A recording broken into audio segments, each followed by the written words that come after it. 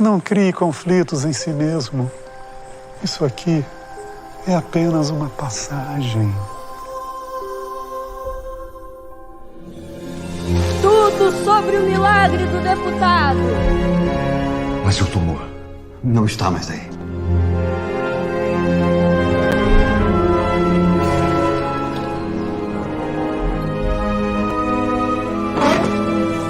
E esse povo todo aí fora?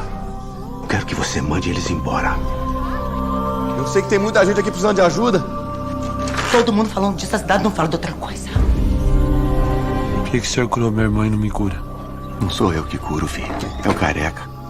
Pede pra ele me curar, pai. O senhor já sente a presença do Dr. Fritz? Às vezes você não pode dar ouvido a essas vozes, só vai piorar. Não quero deixar a Lete e os meninos. Por que a gente não pode ter uma vida normal? Zezé é um homem bom. O coração dele é bom. Eu já disse, eu não sou médico, não. O médico é o Dr. Fritz. Longe de mim querer ganhar dinheiro em cima de quem tá doente. Nem lembro a última vez que eu vi televisão assim com o senhor. Não vi meus filhos crescerem porque eu tava trabalhando pra você. Aceita. Essa é sua missão. Foi você. Mas não parecia você, entende? Eu não aceitei missão nenhuma! Você tem que confiar em Deus. Você casou com um homem e acabou com o outro. Mais da metade do tempo não sou eu que tô aqui, é o careca.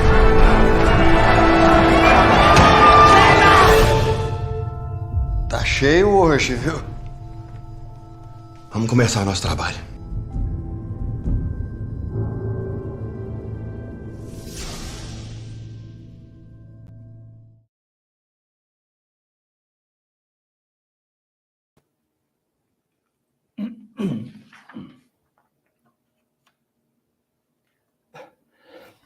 Hello, good morning, everyone.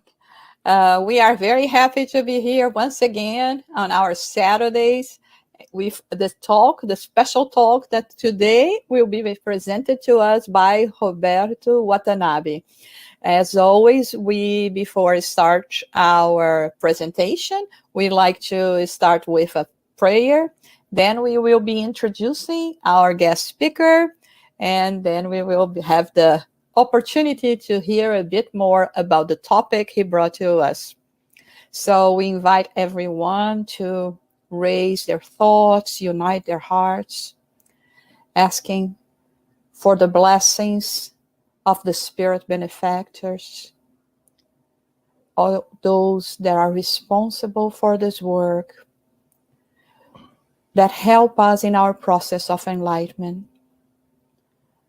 Thanking our brother Jesus and our Heavenly Creator for all the blessings we have been receiving in our day-to-day lives.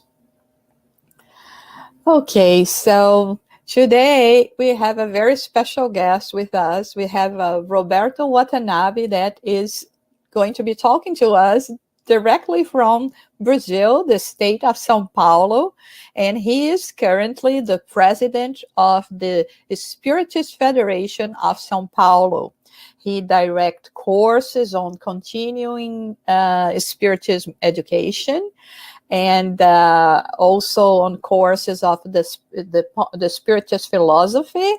And he has a bachelor's degree in philosophy and business and MBA from University PUC of São Paulo, Brazil. Hello, Roberto. Welcome, and thank you so much for having accepted our invitation to talk to us today. Hello, Gisada. Hello, everybody. I'm glad to be here with you and to talk about Spiritism. So now it's with you. Thank you, everyone that has joined us today, and also for everyone that is accompanying through our social media, Facebook, YouTube channel, and also for TVC that is airing this presentation as well. It's Roberto. Okay, I'm going to share the presentation. Well, is it there? Yes. Mm-hmm. Okay. So today we're going to talk about a book from Denis. Denis, this great spiritist. This year we are commemorating the 175 years of his birth in 1846. And then we are going to talk today about this book, After Death, where Denis meditates, made some deep reflections about life and death, and what happens after we die. So this is he started by thinking about this. So that's what we are going to see today. So in the beginning of the book, Denis, he says, I had seen health buried in their winding sheets of sand and stone, the famous city of a bygone day.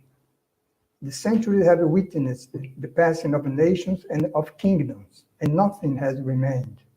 So he here is in a mood of nostalgia, of sadness.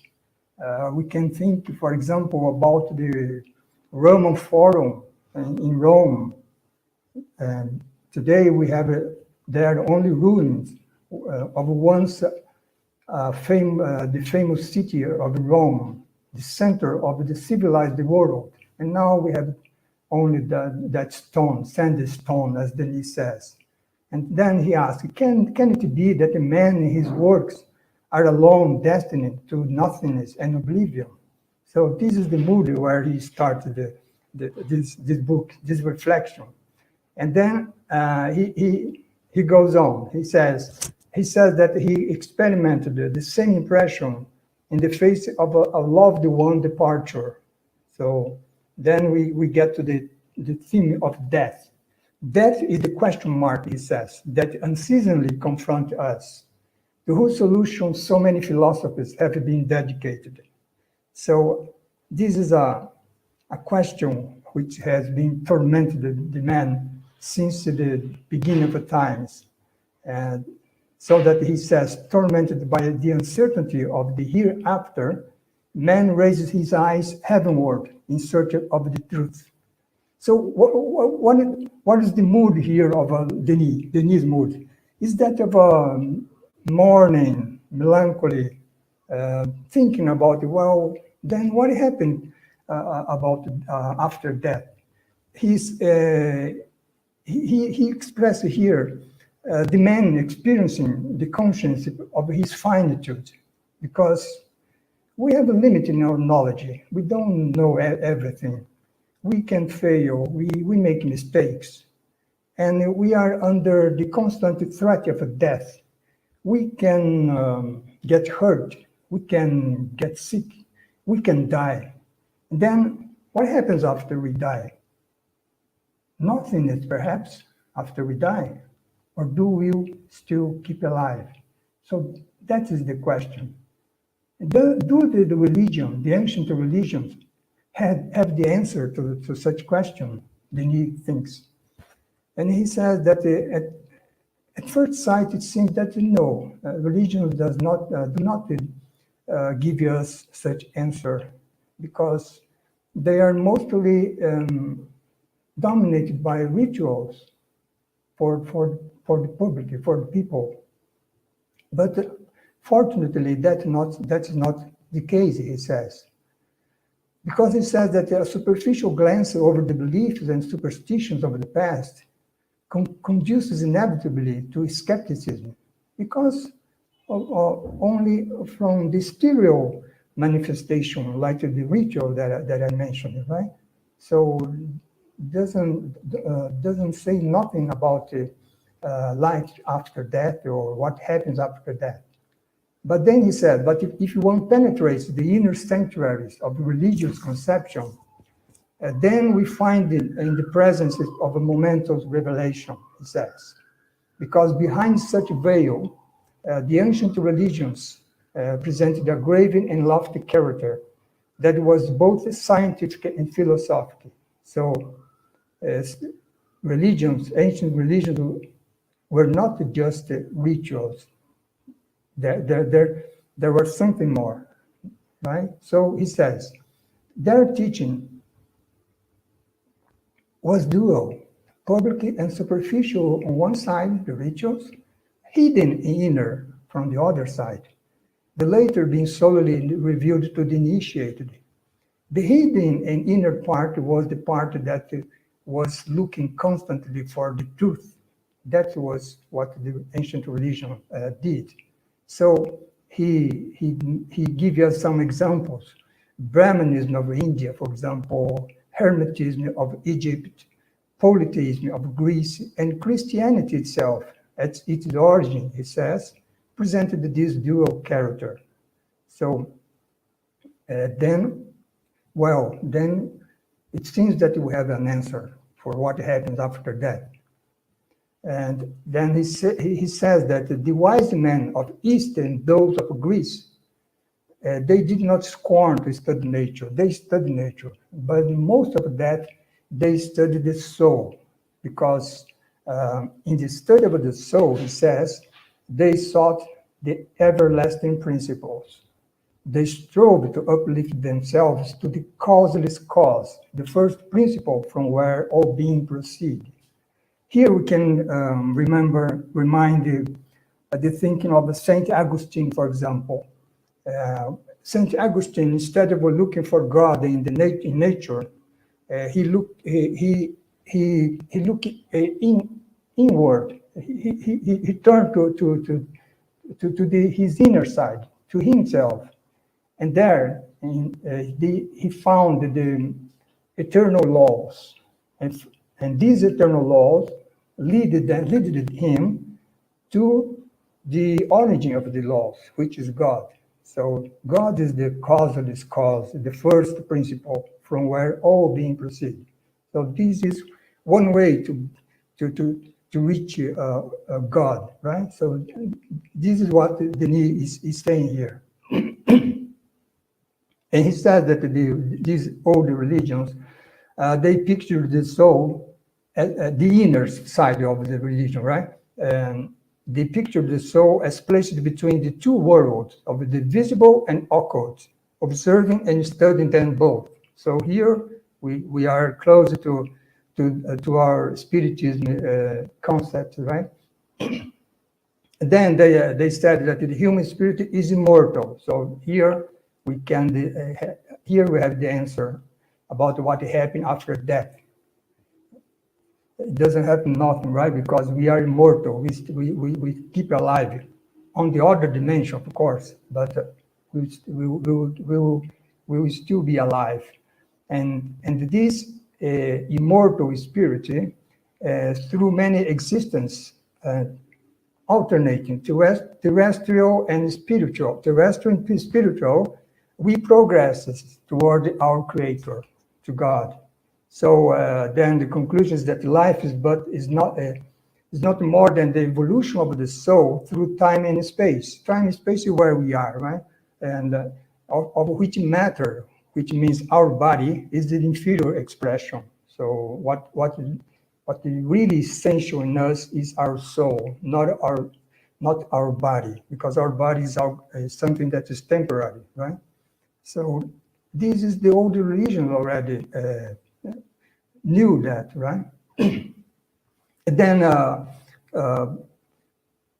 he says that the teaching of the sanctuaries formed the man truly remarkable for the greatness of their achievements.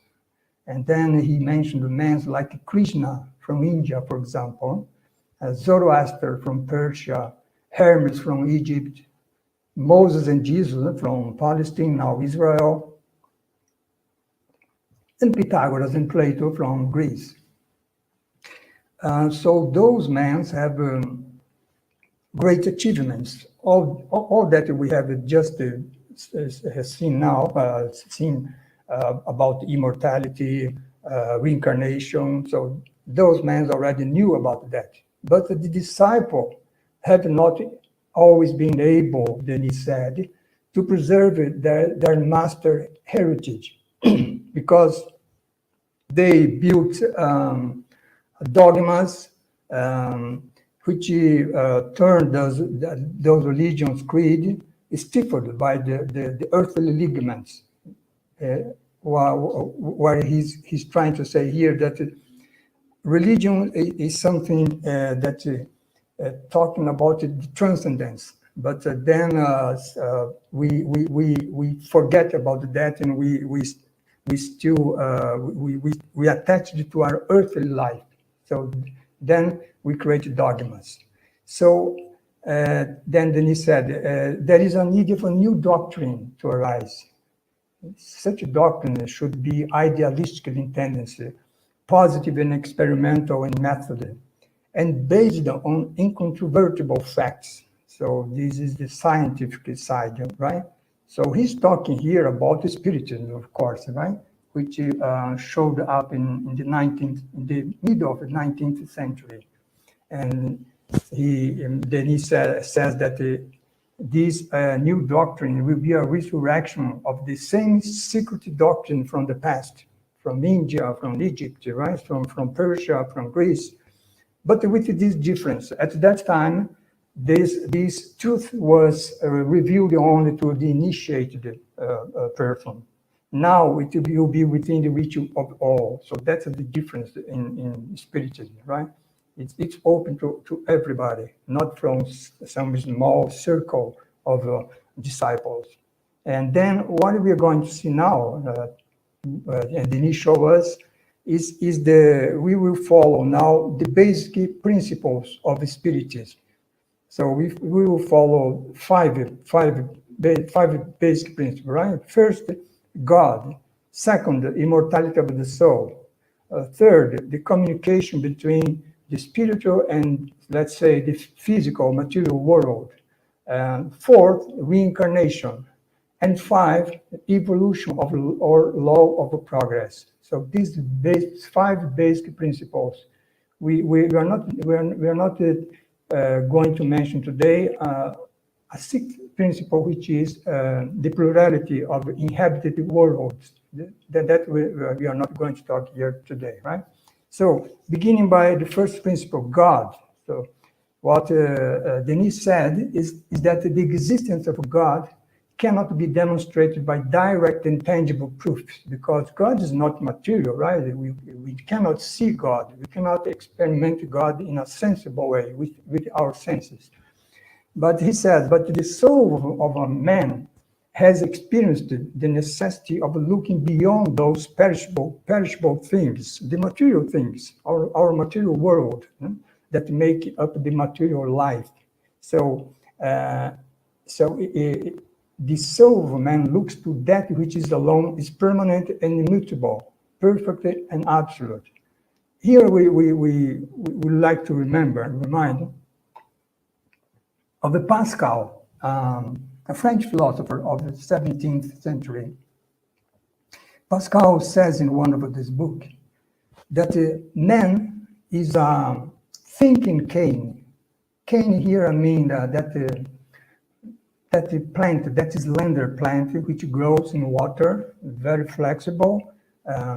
It moves from one side to the other according to the wind, right? So it's Pascal is saying here, that this cane is like our body. We are very fragile. We cannot even know whether we are going to be alive tomorrow, right? So our body is so fragile. Now with this pandemic, we don't know whether we will be alive or not in the next days, in the next month, or the next weeks. But then he said, but we are a thinking cane.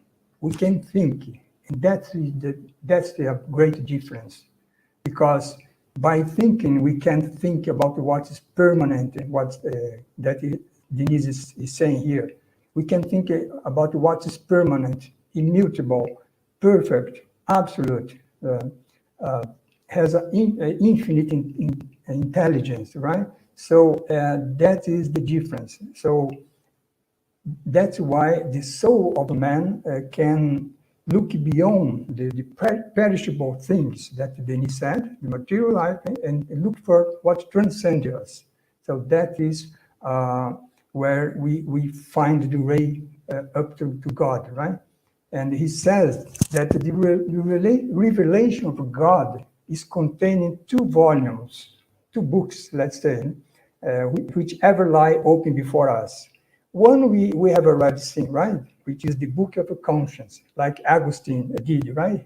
He turned to his conscience, and there he found the eternal laws, and then that led him to God. So the book of conscience is where the precepts of morality are engraved, the eternal laws of justice, of love, of truth, of beauty. So the other book where we can God is revealed is the book of nature, in which the divine works appear in majestic characters. It means that when we look at nature, we see everywhere we see the vestiges of a God, right? So there are 2 books when you can see outside, inside. Saint Augustine look inside. Thomas Aquinas, for example, another philosopher from the medieval times, he looked outside to nature, to cosmos, to the universe, and there he also found God, right? So God created the world, and the world, physical and moral, is ordained by laws set by God. That's what Denis says. So, and then one single substance or universal fluid constitutes in its infinite transformation the innumerable variety of forms. That we can see, right, on the chapter 6 of Genesis from Kardec. He says about this universal fluid and how the universe starts from that, right? And all these cosmic forces finally resolve themselves into motion. Everything is motion in the universe.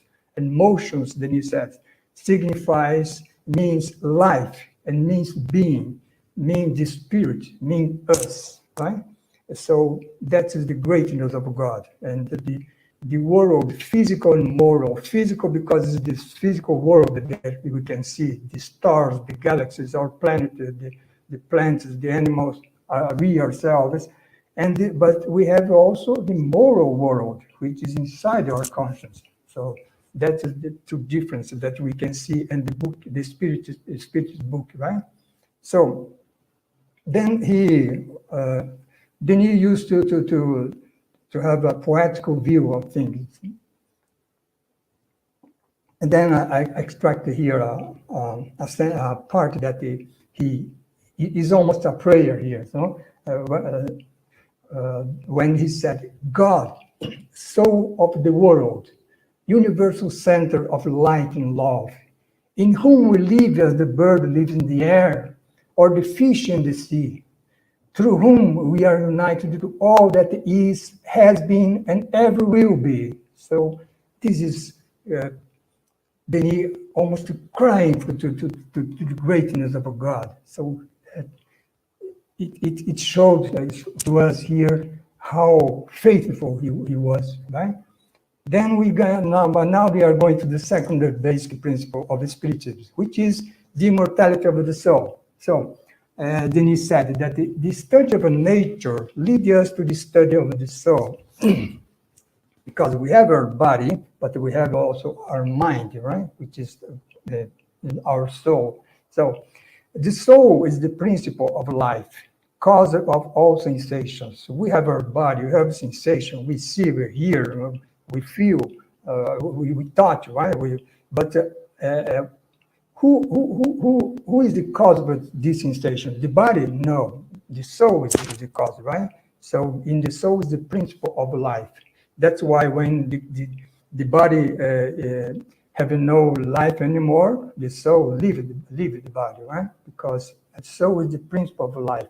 And then we have the mind, right? The intellect, the reason, judgment are quite another thing from the flesh that clothes our muscles. So this is something that is well beyond our material body, right?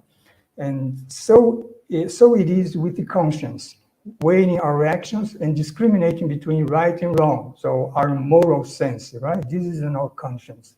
and also our will, our power, you know, our tendency to realize things, to accomplish things, to progress, right? And overcoming the conflict between passionate desires and the voice of a duty. And sometimes we would like to do something, but we know that that is not right, that's not correct. Our duty says that, right? And this is the conflict. Some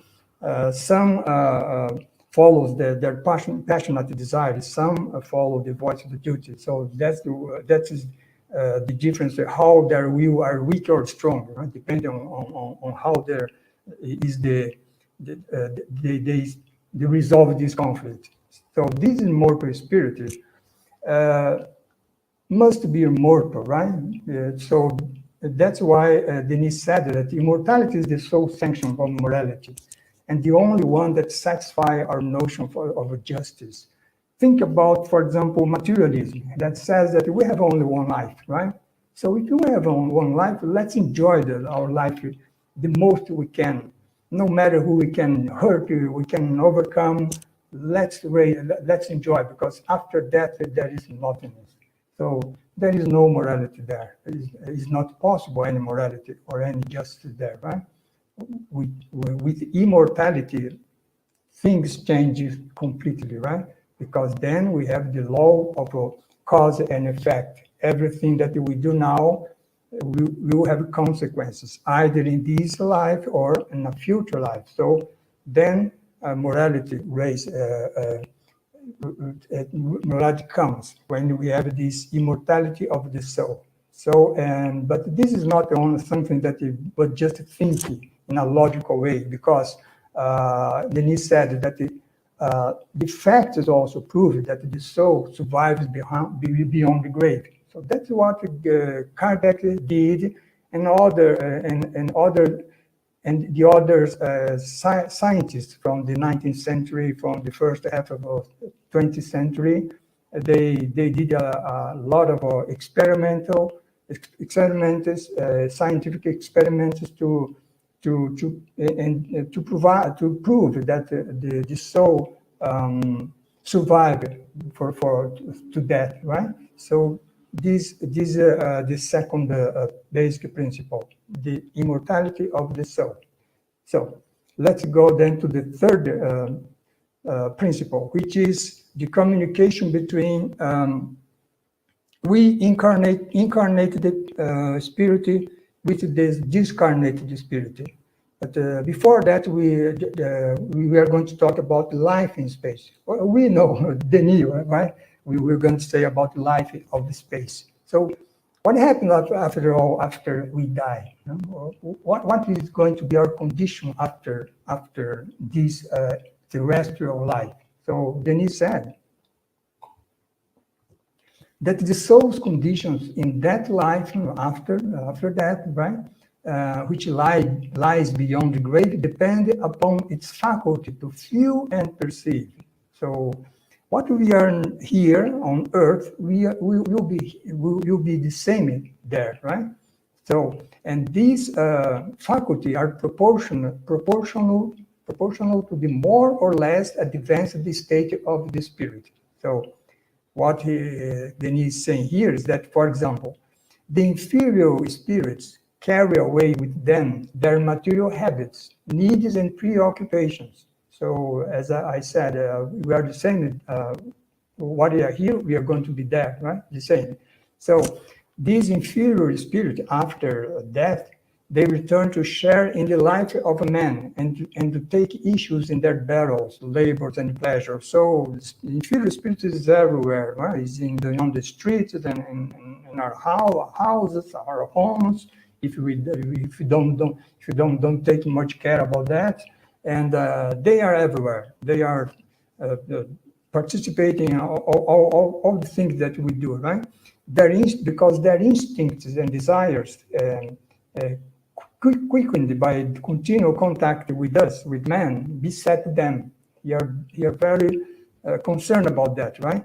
And the material impossibility of satisfying these instinct and design that they still have, although they do not have any body anymore, And these become a source of a torture to them, because they do not have a body to satisfy, right? So this is the inferior spirits. They stay with here actually on earth, right? But then we have the advanced spirit, right? And the light of the advanced spirit, as Denis says, is essentially active and fated is unknown to it. So distance does not exist for the advanced spirit. They move with the rapidity of a thought. Now, they can even go, depending on the level of their advancement. He even may go to other planets, for example, right? Well, we can remember about Mozart, right? In the Kardec says that Mozart now, for example, he's in Jupiter, right? No, he's not more on Earth. So they can move everywhere. They can move through the radiant heavenly spaces, visiting the world and staying there at its will. They go and then they come back, and it sees, hears, feels, and perceives through every portion of its being. It means that the spirit, especially the advanced spirit, but also the inferior spirit in some way, they don't see with their eyes and they don't hear with their ears, but they see and they feel with all their body, the spiritual body, which we call in Spiritism perispirit, right? Which is the link between the soul and the body, the physical body. So that's the situation of the advanced spirit. And between the inferior and the advanced, there are many degrees. So that is what Denis explains next, right? He said that between the two extremes, there are many intermediate degrees in which similar spirits come together, forming veritable society. If you have an advanced spirit, they form society there. Inferior spirits stay here with us, right? And there is another level, intermediate level, and those who are similar, they form society in these different levels, right? That's what Denis is saying here. And when we are in the life of space, that means the life on the spiritual world, food and sleep are no longer necessary. We do not require speech in order to make themselves understood, because we communicate with the other spirit by thought, right? Not by saying. And they pass through the density bodies and kingdoms inaccessible to man, are as an open book to them. So it means that with this perispiritual or spiritual body, a wall, for example, is no barrier to the spirit, right? It goes through this wall. So, and there are worlds or dimensions that are open to them, which are not open to us. Here is a picture of our home, right? It is from a book of Andrea Luiz, which is in the spiritual dimension. Then let's go. Let's now explain the third basic principle, right? The communication between incarnate and discarnate. So we are going to do that through an example.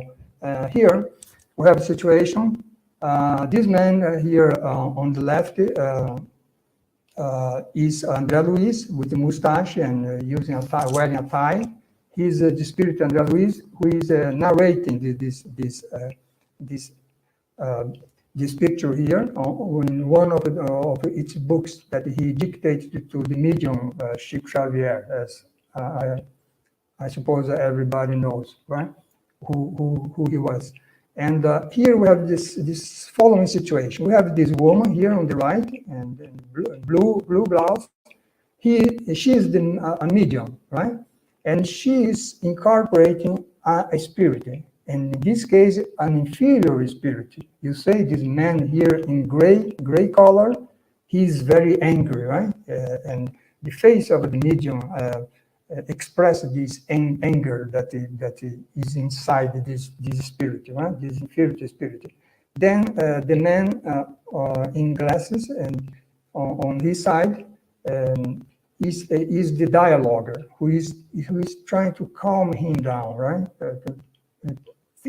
Maybe taught him words of patience, of calm, of trying to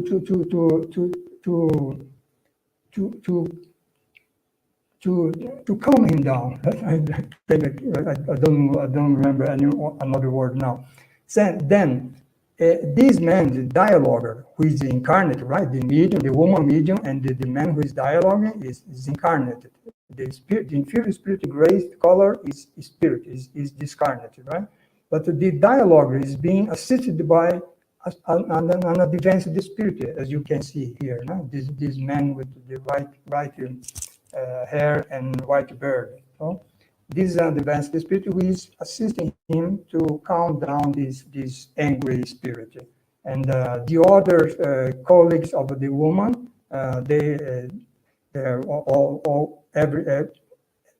are all incarnate also, and they are giving support to her. Right? So this is what normally happens in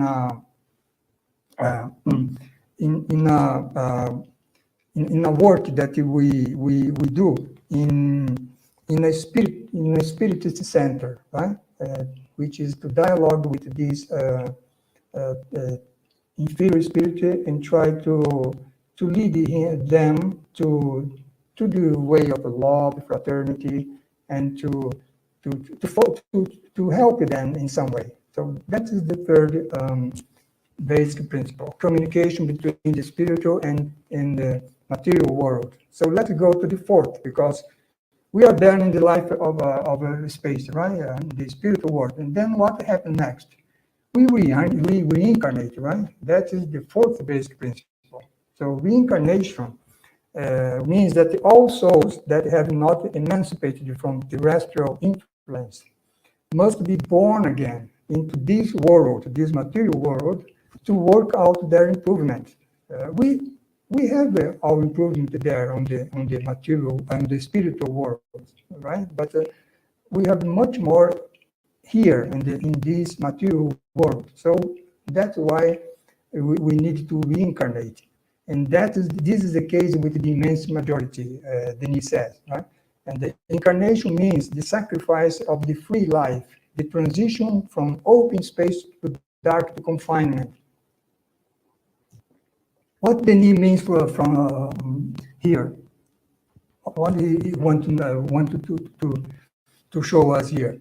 It means that our life on the spiritual dimension we have much more freedom there, because we are not attached to a material body which can get sick, that can get hurt, that need food, that need air, that need lots of things, right?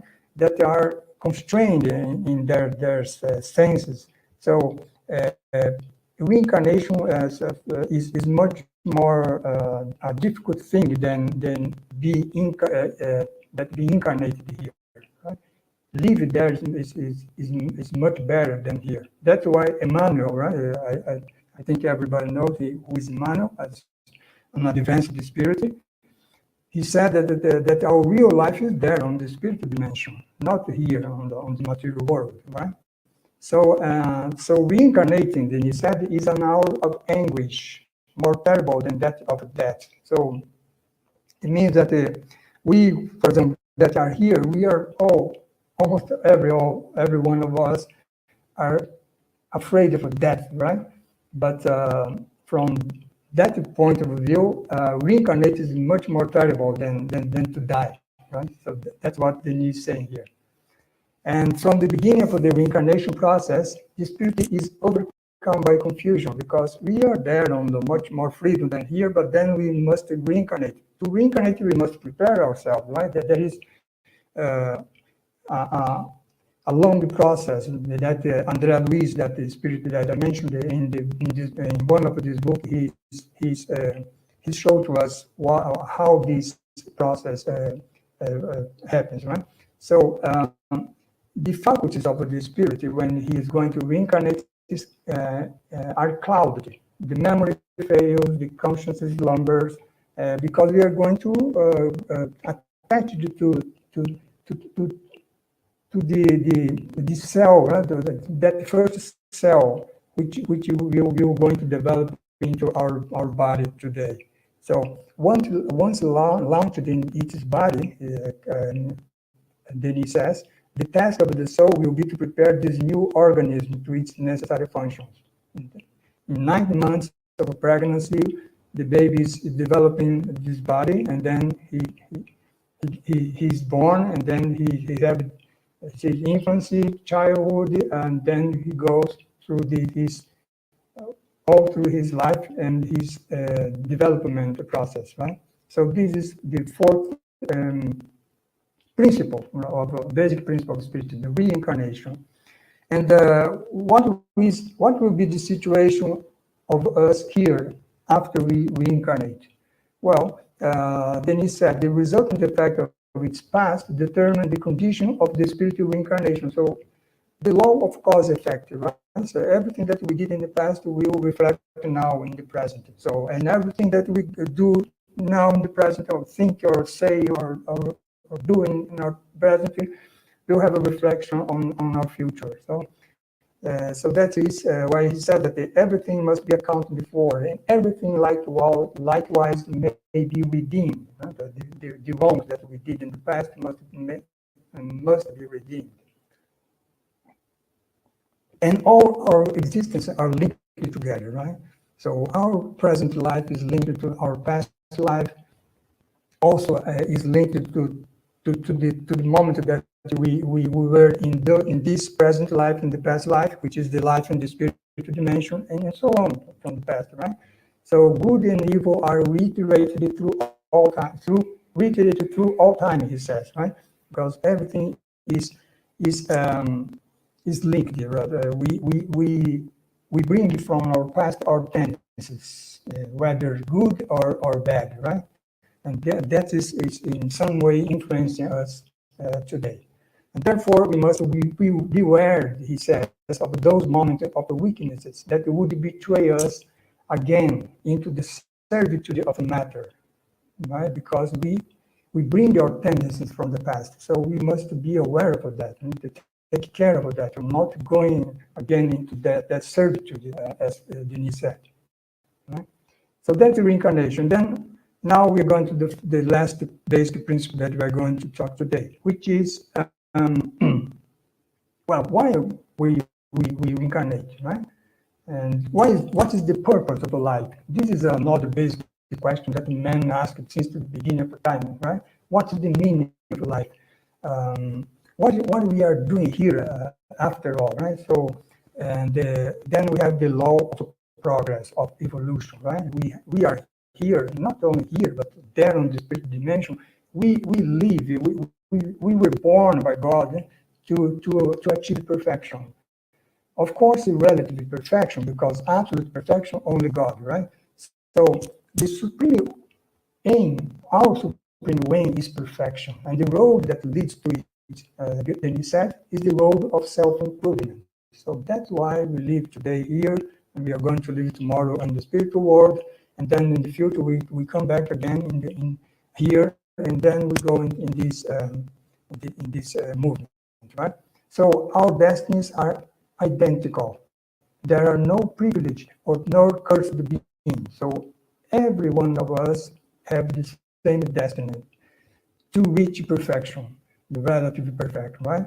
But what about that guy that do lots of evil? He also is going to achieve perfection. He just is on a certain degree that he still does not have the necessary understanding to perceive what is his supreme aim, as Denis says here, right? So we are free, but we are free to accelerate or to delay our progress. So we can say, well, I don't want to progress. I will stay. I will stop here, and it's fine to me, right? But what Denis said, and Kardec also said in the Spirit book, is that sooner or later we shall find ourselves obliged to take up our burdens and move on. So because that is the law of progress, which is the kindness of infinite mercy of God gave it to us, right? To progress and to perfection. And so between one soul and another, there is only a difference of a degree. So we are heterogeneous people, right? One understands more, other understand less, but it's just a difference of a degree, a difference that in the future we'll find opportunity to erase, because every one of us are in some degree, but we are those who are behind us will reach us in sometime in the future, and those who are beyond us, we will reach them also in the future. So as this difference, as Denis said, the future will find opportunity to raise. That's what he means for that, right? Because since all of us, he says, children of the same Father, God, must gather close to him, to God, in the succession of our life. So that is our main goal, right? To reach God, to get close to our Father, and finally resolve ourselves into one family, the great family of the spirits, with which the whole universe is peopled. So this one family, when we have this situation, just one family, the great family of the spirit, there will be no war anymore. There will be no conflict. There will be no polarization like we have today, right? So this is where we are all going to, because this is the law of progress, right? Set by God. And the soul is not bound forever to this lowly planet. So probably most of us will still need to reincarnate many times still in this planet. But when we reach the most progress that we can reach here, then we can go to more advanced world, right? So that's what Denis is saying here. Like the case of Mozart that I mentioned, right? The Kardec says that he now is in Jupiter, not more on Earth. So when this soul has acquired the necessary qualities, the soul departs for more enlightened world. So that's what we just said. And still progress in this new environment, it will add to its store of moral wealth and knowledge. So we are always progressing, whether in this world and more advanced world and so on, to the infinite, right? Because our progress is infinite. And finally, delivered from reincarnation, it will enjoy the heavenly life, where it will share in the direction of beings and worlds. So being delivered from reincarnation is basically reaching the level of the pure spirit, right? Which we can see in the spirit book, right? The book of the spirits, where Jesus, for example, is an example of a pure spirit, and he's he's governed our world, for example, our planet. So this is what Denis said here, means here by share in the direction of beings and worlds. So our world is directed by Jesus in our case, right? So that is, then here we have the 5 basic principles of Spiritism, and we see that from that start of melancholy, sadness, nostalgia, mourning from Denis, now the picture is totally different, right? Now we have optimism, we have progress, we have beauty, we have justice, love, so truth. And then he concluded in a very different mood, right, from the beginning. Spiritism, he says, is at once an experimental, philosophical, and ethical science. It imparts to us a general conception of the world and of life, which is based upon reason and observation of effects and causes. He says, by initiating man, just a second, please. By initiating man into the mystery of the future life and of the unseen world, which is the spiritual world, it reveals to him his true position in the universe. So that's a different view of life, right? And he continues. Nothing dies. There is no death, right? Life simply alternates in forms. The grave, death, returns us to the cradle, birth, but both proclaim immortality, because from grave we are going to spiritual dimension. From birth we come from the spiritual dimension to the material dimension, but there is no death there, right? So just the body which disappears, but the soul is still alive in everybody, everywhere, and always, right? So he says, perpetuity of existence, eternal brotherhood of the generations, equality, universal progression, such as the tenets of the new faith from the Spiritism. And you see, all these is important to mention. Kardec said that all these is not the Spiritism who raised that, right? All these concepts were already there when we saw in the beginning, right? In the ancient religions, on the hidden inner side of those religions. So that's why Spiritism it actually don't bring any news, right? Everything that what he does and that we saw is to open this knowledge to everybody, right? So these tenets, that he said, are grounded upon the rock of experimental philosophy. Because what is experimental philosophy? Because Kardec did experience it, right? Where he realized the existence of the spirit, and from those experiments he derived a whole philosophy, right? And from that philosophy he deducted the moral consequences. So that's why Spiritism we say, or Emmanuel says, it is science, philosophy, and religion, right? On the moral side.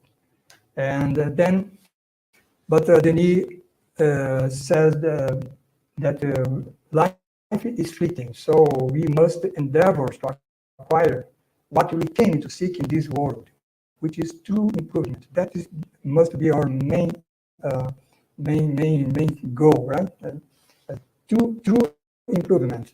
So he says, strive against your base desire. Strive with the heart and will to correct your failings. Be meek and yet fortify your volition. It seems to be contradictory, but it's not, right? Then he ends, right? He concludes. Generations roll by, empires crumble, like we said in the beginning. Worlds and even perish. The earth one day will perish. Our sun one day, 5 billion years from now, but one day will perish. And suns are solved, he's saying here. But there are three things which come from God, and everything that comes from God are eternal, right? And that is wisdom, virtue, and love. So that is eternal, and that's what we must look for and reach for with our strength, right? So he says, conquer them by your effort in order to enter into possession of that which is eternal.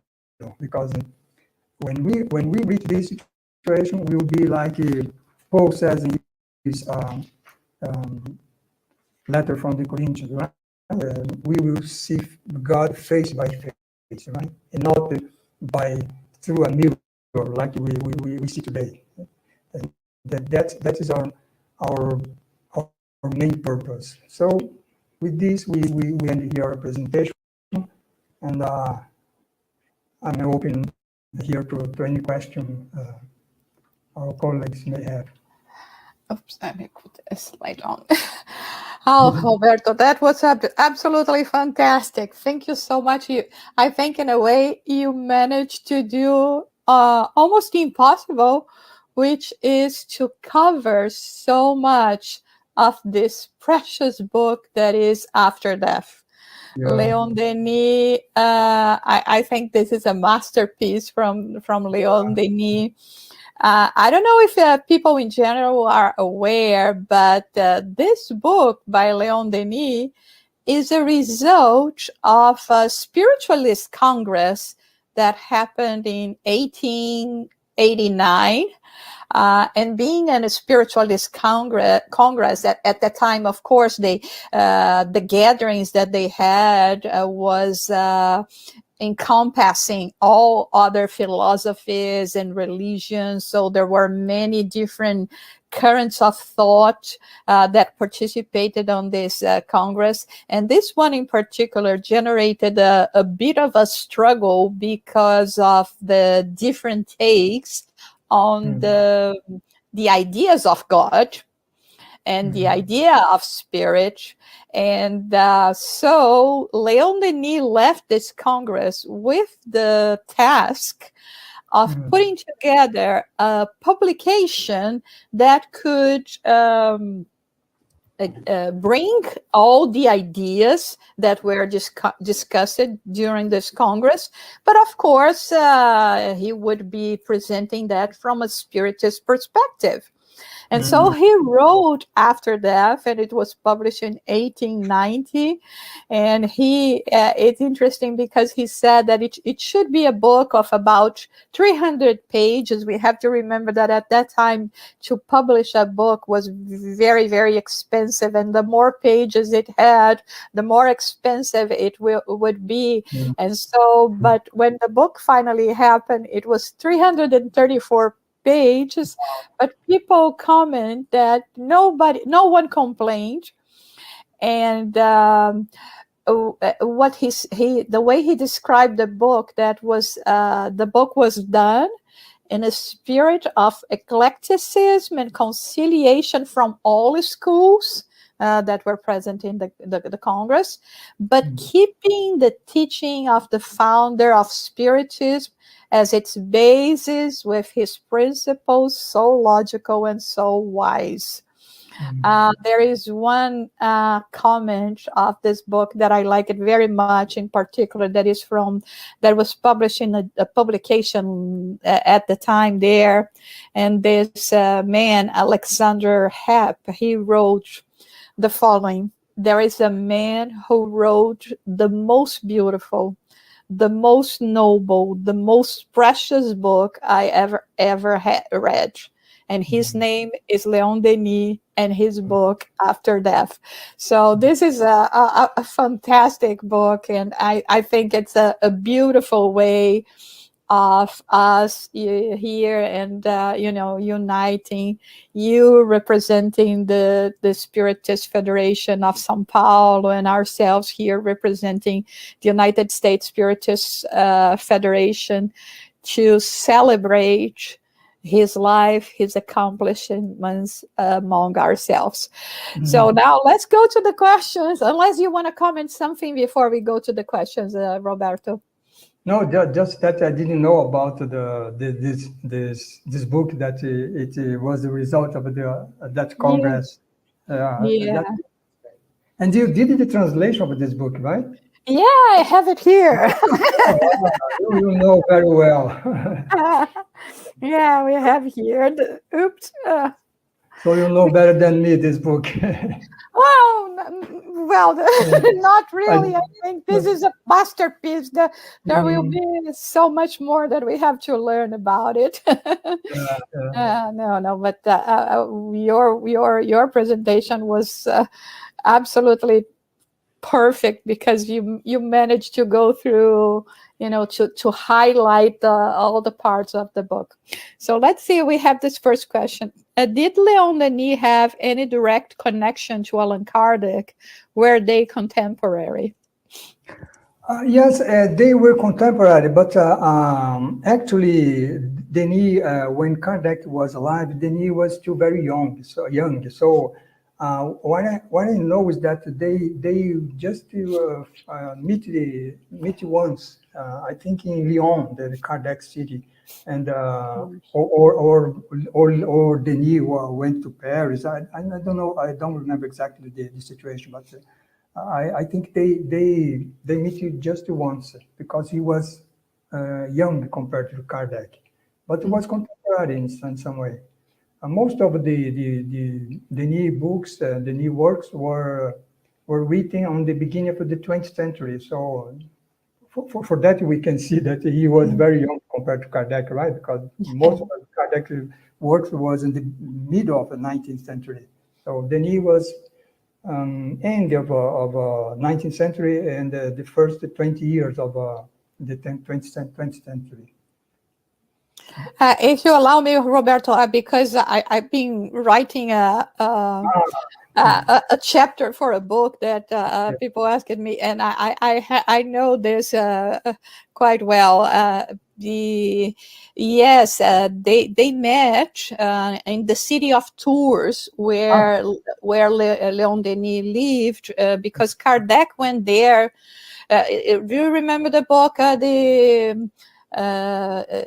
Spiritist Journey, Viagem Espírita, where Kardec was traveling around, which is beautiful because we see, the presence of Kardec and Kardec wanting to meet all the, people that were studying Spiritism. And so he went to the city of Tours. At that point, I think Leon Denis was about 21 years old. And something very, very sad, but also amazing happened, because they were supposed to they rented a room for people to gather and receive Kardec. But at that time, because of, the law of the emperor, the empire, all of that, they needed a special approval from the government to have more than 20 people gathering. So they went and requested the permission to have the gathering. And a couple of hours prior to the meeting, they received the answer, and the answer was no. And so they had to move the gathering to a friend's house. Actually, couldn't be in the house because then it was forbidden. They had to have this special license. And so they went to meet in the garden of the house of a certain person. And it is said that there were 300 people messing up the gardens, stepping on the flowers. And why is it sad? Because Leon Denis was the one that assumed the task of remaining in the old address where the meeting was supposed to take place, but was not, and tell people to go to the other place where they were actually gathering. So Denis messaged Kardec speaking for the general good, to be there, be that noble soul, the charitable soul that would be telling everyone, go to this other address because he's there. But then he was rewarded, because next day he had to go to this house for whatever reason. And then he met Kardec, and he met Amélie. And we have two accounts that they met again, but there is no, at least I don't know about any details. One was in Paris, and the other one was in the city of Bonneval, something like that. But there is no register of when exactly or how it happened, at least that I know of. So if anyone knows, please let us know, because we would like to know more about it. But it's like you said, he was so young, right, Roberto, at that time, but already very, very committed.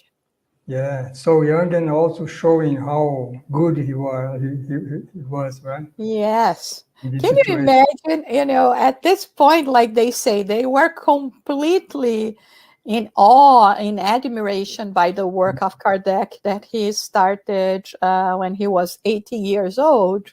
And now he has the opportunity of being there, of hearing him talk, and all of a sudden he's the one that could not do it out of the goodness of his heart, or and saying, I'll be there, just guiding people not to miss him. Okay, let's go to another question. Yasko is asking, you talked about more than just rituals in many ancient religions. I was raised by Buddhist grandparents and watched the prayers and masses after one's death, but the one at the 49th day after death being the most important one.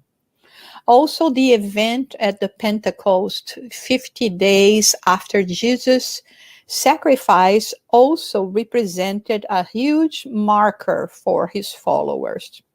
I wonder if there is some parallel and meaning in terms of the spirit conditions after this period of its death.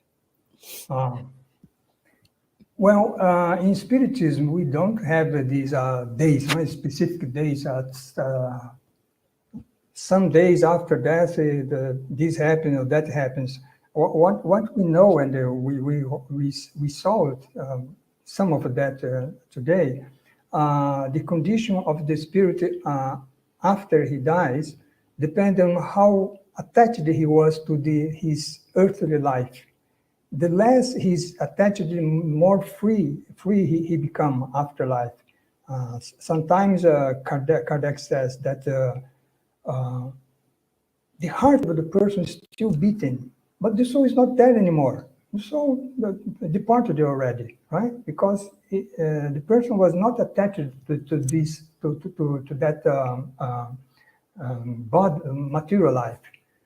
But on the other hand, there are cases, for example, that let's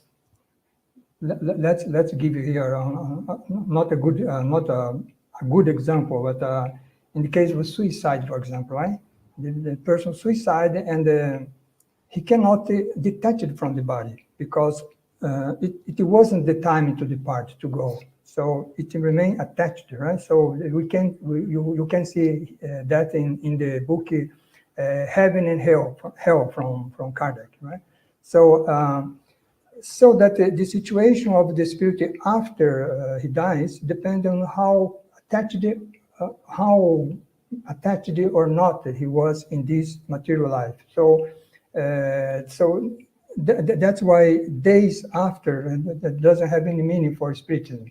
What Spiritism says, and that we can see in this book of the Spirits, is that in this passing through this life to the life on the spiritual dimension, the spirit goes through a disturbance period, right? So this disturbance period can be short or long, depending, again, how attached the spirit is to this material world.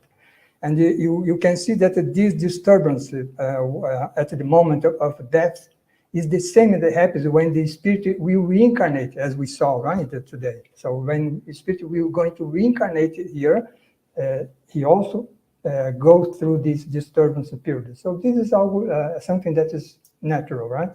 But how long it lasts depends on the understanding of the spirit, I should say. I don't know if I Yeah. That's good. Yasko, if you have any more question, please send it to us, okay? Let's go to the next one, Roberto. How to best promote the works of Leon Denis in our spiritual centers? Well, it is interesting because we have many books on the Spiritism, the books of Kardec. We have also the books of André Luiz that I mentioned, Emmanuel. But we have also what we call the classicals, which is Leon Denis, Gabriel Delane, Camille Flammarion. They were all kind of contemporary to Kardec, but they were all younger than Kardec, right? So these books, the works of these spiritists also are very important to us. So the way we can promote the works is when we are going to talk about perispirit or reincarnation or law of progress, what we recommend, and we do that here in the São Paulo State Spiritist Federation, we are going to have a class of reincarnation, for example. We based on the spirit, on the works of Kardec, on Leon Denis, on Emmanuel, on André Luiz, even Joana de Angelis, so that we have a broad view, right, of that issue that we are going to present. So the way should be, this would be one way, right, to utilize his works to promote Spiritism, to talk about Spiritism. Yeah, absolutely. There is no other way, right?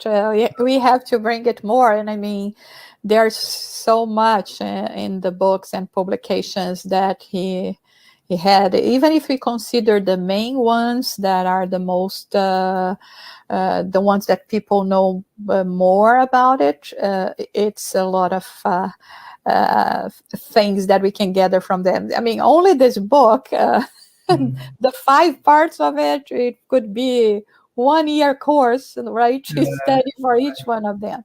So let's see the other question. Denis starts this book talking about the early times beliefs.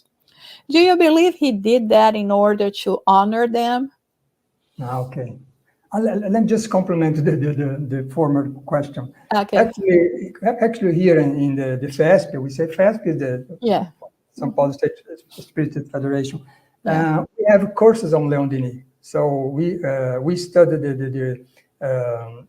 after that we studied, for example, the life and destiny, and we study one of these books during 1 year, like you said, Sarah. That's why I remind, right?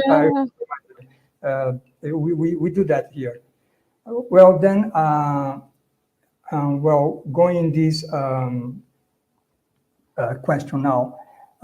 Yes, I think Denis wanted to honor these early beliefs because, as he said, and as Kardec also said, right, in the Spiritist book, he said that, well, the old religion, the old principles, you can have some misunderstanding there because of the time, right? It's in the beginning of understanding.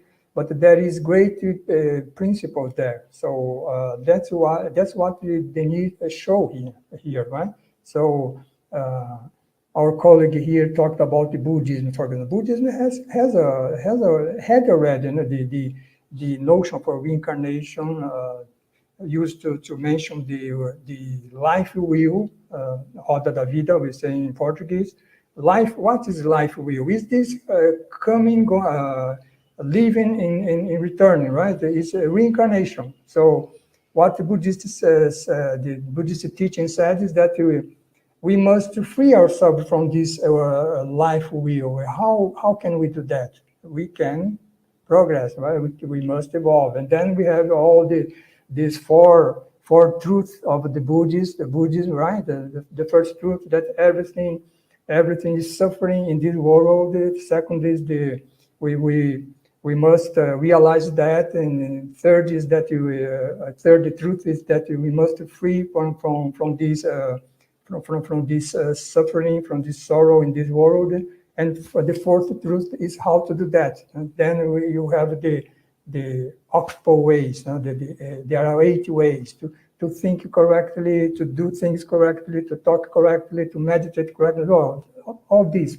So you're doing that, you get free from the life wheel, and then you reach nirvana. Nirvana to Buddhist is that level what we in Spiritism says is the level of the advanced spirit, right? So basically the same in another words, right?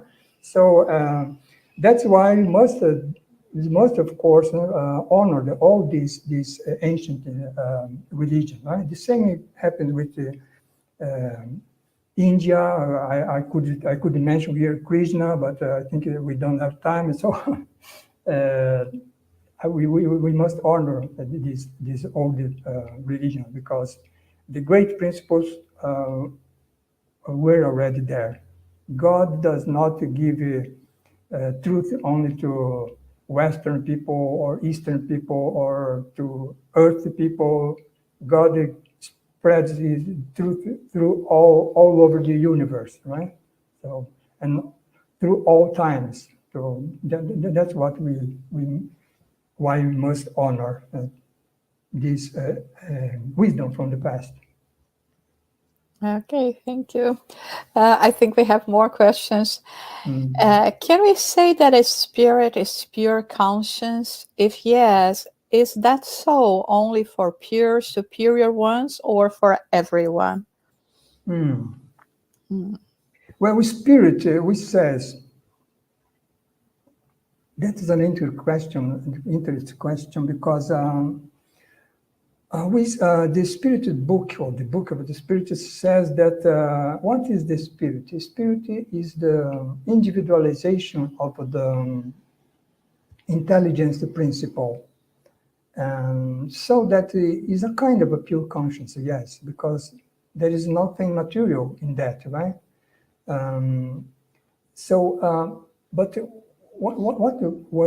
But that would take another lecture about that, Jussara. But yeah, what we can think here, actually, spirit as a pure conscience does not exist, because every spirit has its perispirit, its spiritual body, right? So, because if there was a spirit as a pure conscience, such a spirit would be immaterial. Immaterial only God is, right? Because that's the one thing that you must, when we meditate about the book, the Spirit book, when Kardec talks about God, there he said, right, God is material. If God is material, the attributes that we of God applies only to him, let's say, right? Not to us. What is the attributes of the Creator does not apply to the creature, so to the creation. So spirit by itself, by one in concrete things, does not exist. And every spirit is always attached to a spiritual body, whether it's a spirit still in progress like us, or it is a pure spirit. That's why Kardec, I say Kardec, but actually it's the Spirit answering to Kardec in the Spirit, in the book of the Spirits. The Spirit says that when this spiritual body is so light, so fluid, then you have the level, the state of the pure spirit, but it's still attached to a spiritual body. So what I try to say here is that the spirit as a pure conscience conceptually is right, but concretely does not exist, right? Because everything that is from the creation has some material attached. A material, I mean, no material in this dense material, right? Flesh and body, for example. Material in the sense of fluid, right? So I think it was something complicated to understand here, but that's why we could talk on another occasion, right? So, but this is the answer. But that is so wonderful, Robert, because we would like to have you on another occasion as well. So maybe we can go further than that to talk about, the spirit is always so deep, so profound. There's so much for us to explain. Like you said, it's basically impossible just to give a quick answer about it. Well, we had so many people following us today, so many of your friends from FESP as well.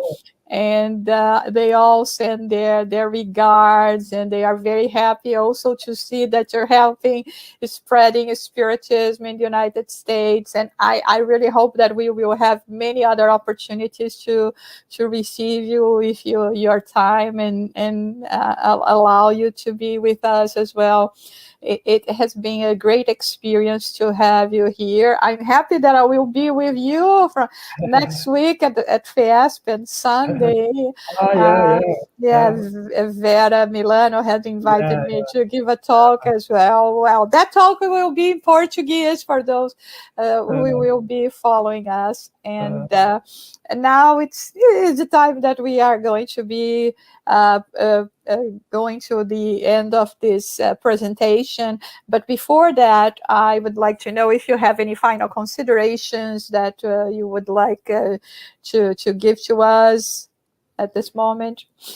Yeah, I just would like to thank you for the invitation, this opportunity to talk about the Spiritism. That is something that changed completely our life and give us all the clarifications about life. And then we wait you on next Saturday, next Sunday, right?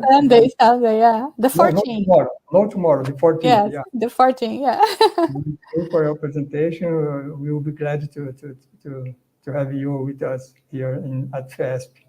Okay. Thank you, Roberto. It will be wonderful.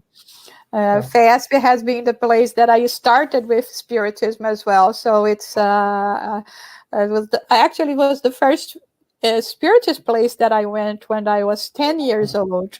My mother took me there, and up to this day, I remember the talk that I watched that have impacted me for life, and here I am.